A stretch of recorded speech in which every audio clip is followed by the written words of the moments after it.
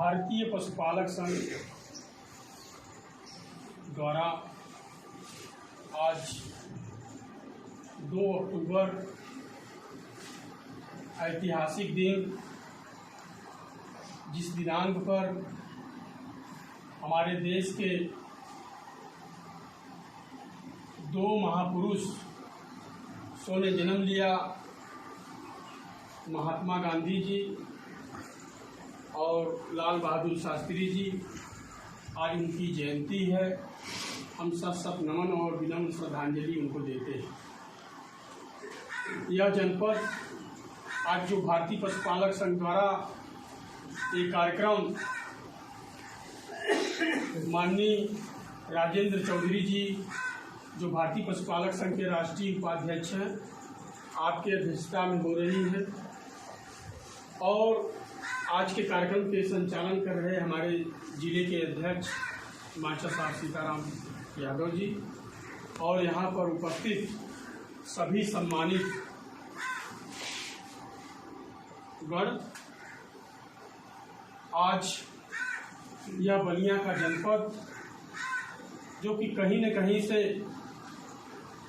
एक गाय और भैंस, चाहे बकरी और भेड़ चराने वाला व्यक्ति जब अकेले में भी अपने पशुओं को लेकर के रहता है, तो आवाज़ बुलंद कर करके जिसको याद करता है, जिस वीर लोरी की गाथाएं वो अकेले में भी गाने का काम करता है, वह यह जनपद उनकी जन्मस्थली है। और इनके वीर लोरी जी के स्थली पर जो है, हम उनको जो कि सत नमन और श्रद्धांजलि देते हैं। और देवों में देव, एक दुलार के प्रतीक, होनहार के प्रतीक, घर में के दीपक के प्रतीक, जन जन के प्यारे कृष्ण कन्हैया जी को प्रणाम करते हैं।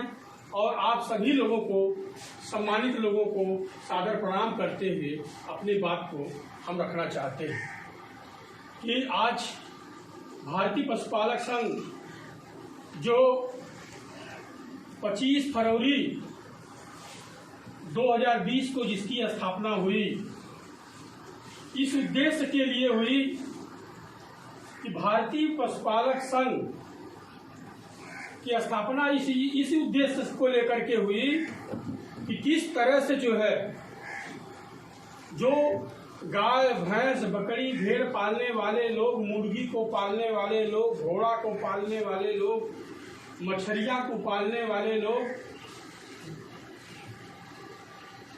जो पालन के काम में लगे हैं, निश्चित तौर पर वो ये काम करते हुए भी अपने परिवार को न भरपूर जो है कि सुख नहीं दे पा रहे हैं।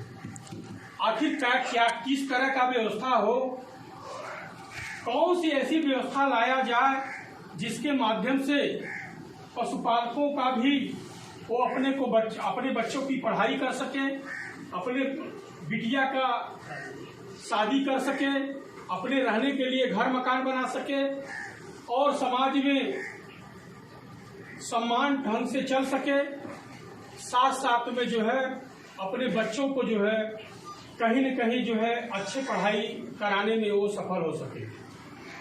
और जो पशु पाले हैं उनको भी, उनके लिए छत की छाया और उनके रहने का जो कि सही ढंग से व्यवस्था कर सके।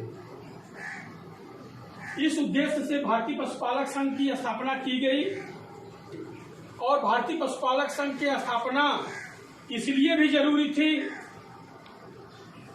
कि आप अगर चाहे शिक्षा विभाग में हो, चाहे राजस्व विभाग में नौकरी करते हो, चाहे पंचायती राज विभाग में नौकरी करते हो, जिस विभाग में भी लोग नौकरी करते हैं, आप जानते हैं कि जब तक संगठन की शक्ति नहीं होगी तब तक आपका कोई सुनने वाला नहीं है।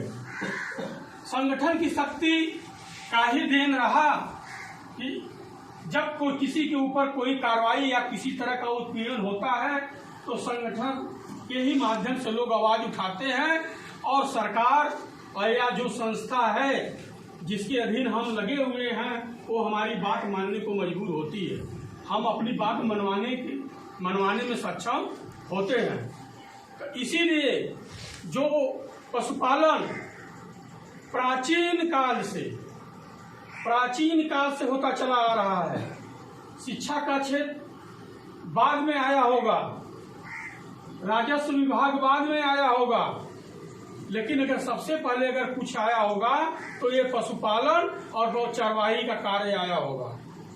और इनके लिए कोई आवाज सुनने वाला नहीं, क्योंकि हमारी ऐसी आवाज नहीं बन पाई, हमारे अंदर ऐसी कोई शक्ति नहीं बन पाई जिसके द्वारा हम जो है अपनी आवाज को ऊपर तक पहुंचा सके। इसी सोच को लेकर के भारतीय पशुपालक संघ बनाया गया। आज बहुत ही पुनीत बेला है। महात्मा गांधी जी की जयंती है। कुछ लोग बकरी से बड़ी भेंट करते थे, लेकिन महात्मा गांधी ने क्या किया? महात्मा गांधी ने बकरी को पालने की प्राथमिकता दिया और उसी बकरी का दूध महात्मा गांधी पीते थे। और जब पूरे देश में संकट आया तो अगर किसी का दूध कामयाब साबित हुआ तो वो बकरी का दूध कामयाब साबित हुआ। ये सत्य है कि नहीं सत्य है?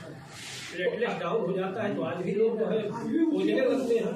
तो इसलिए अब हमें इस बारे में भी सोचना पड़ेगा।